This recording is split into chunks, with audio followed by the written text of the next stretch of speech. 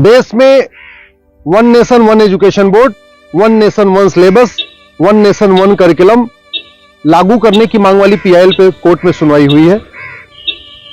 हमने ये मांग किया है कि राइट टू एजुकेशन एक्ट को बदल के राइट टू इक्वल एजुकेशन बनाया जाए और पूरे देश में सिलेबस कॉमन किया जाए।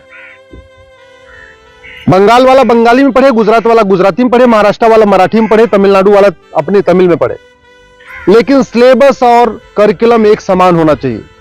फिजिक्स का, केमिस्ट्री का, मैथ का, जूलॉजी का, बॉटनी का, इंग्लिश का, हिंदी का, संस्कृत का, ये सारे सिलेबस कॉमन होने चाहिए पूरे देश में। और वो इसलिए जरूरी है क्योंकि सारे के सारे कॉम्पिटिटिव जो एग्जाम हो रहे हैं उनका पेपर एक हो रहा है। इंजीनियरिंग का एक ही एग्जाम होता है पूरे देश के लिए, मेडिकल का एक ही एंट्रेंस एग्जामिनेशन होता है पूरे देश के लिए, एनडीए का एक ही एग्जाम होता है पूरे देश के लिए। इसी तरीके से आईएएस का जो पेपर होता है वो सबके लिए कॉमन होता है, पीसीएस का पेपर सबके लिए कॉमन होता है, बैंक का पेपर सबके लिए कॉमन होता है, रेलवे का पेपर सबके लिए कॉमन होता है। और अब तो यूनिवर्सिटी में एडमिशन के लिए कॉमन जो सीयूईटी हो रहा है वो भी सबके लिए एक पेपर कॉमन है। अब जब एंट्रेंस एग्जामिनेशन का पेपर एक है तो फिर अलग अलग सिलेबस क्यों पढ़ाया जा रहा है? सीबीएसई कुछ अलग पढ़ा रहा है, आईसीएसई कुछ अलग पढ़ा रहा है, यूपी बोर्ड अलग पढ़ा रहा है, बिहार बोर्ड अलग पढ़ा रहा है, बंगाल बोर्ड अलग पढ़ा रहा है।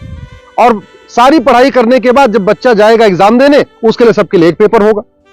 अगर पेपर सीबीएसई के पैटर्न पे सेट होता है तो बाकी स्टेट बोर्ड वालों को इक्वल अपॉर्चुनिटी नहीं मिलती। अगर जो एंट्रेंस एग्जामिनेशन का पेपर है इंजीनियरिंग का, मेडिकल का, एनडीए का, बैंक का, रेलवे का, अगर वो आईसीएसई बोर्ड के पैटर्न पे होता है तो सीबीएसई बोर्ड वालों को और बाकी स्टेट बोर्ड वालों को फिर इक्वल अपॉर्चुनिटी नहीं मिलती। राइट टू एजुकेशन हमारा फंडामेंटल राइट है, इसलिए हमने कोर्ट से ये कहा है कि आप केंद्र सरकार को निर्देश दीजिए, एनसीईआरटी को कहिए एक कॉमन सिलेबस, कॉमन करिकुलम तैयार करे। आज की डेट में जो नवोदय स्कूल है वो पूरे देश में उसका सिलेबस कॉमन है, जो आपका केंद्रीय विद्यालय है उसका सिलेबस भी कॉमन है। और अगर आप बाहर देखिए, अमेरिका में यूनिफॉर्म एजुकेशन है, चाइना में यूनिफॉर्म एजुकेशन है, फ्रांस में यूनिफॉर्म एजुकेशन है, जापान में यूनिफॉर्म एजुकेशन है, सिंगापुर में यूनिफॉर्म एजुकेशन है, रसिया में यूनिफॉर्म एजुकेशन है, दुनिया के कई देशों में यूनिफॉर्म एजुकेशन होता है, यानी सिलेबस करिकुलम सबका कॉमन होता है।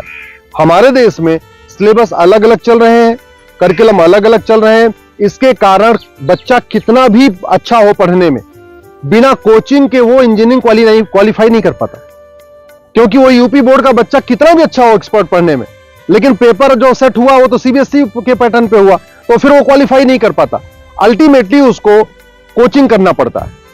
और मैंने ये भी कोर्ट को कहा है कि ये कोचिंग माफियाओं के दबाव में ही वन नेशन वन एजुकेशन लागू नहीं हो रहा है। कोचिंग माफिया इतने पावरफुल है, इनका लगभग 5 लाख करोड़ रुपए का कोचिंग का बिजनेस है हर साल का। अगर वन नेशन वन सिलेबस हो जाएगा, कॉमन सिलेबस, कॉमन करिकुलम हो जाएगा और जो पढ़ाया जाएगा यही पूछा जाएगा, तो लोग कोचिंग नहीं करेंगे। जो मेहनती बच्चे होंगे वो अपनी पढ़ाई करेंगे और उसके बाद एंट्रेंस क्वालिफाई कर लेंगे।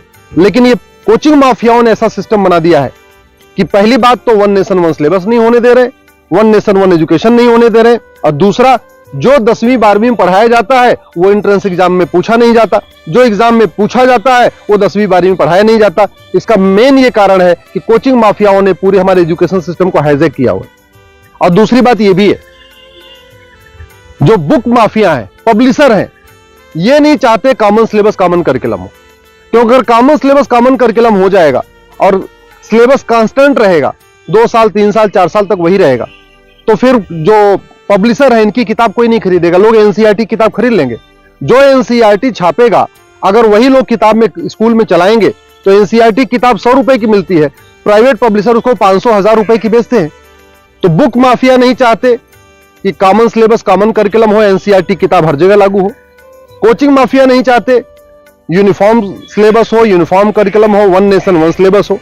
और स्कूल माफिया नहीं चाहते कि one nation one education board हो। सीबीएसई बोर्ड वाले चाहते हैं कि उनका सीबीएसई बोर्ड अलग से चलता रहे, जिससे उनकी दुकान चलती रहे। आईसीएसई बोर्ड वाले चाहते हैं कि उनकी दुकान अलग से चलती रहे।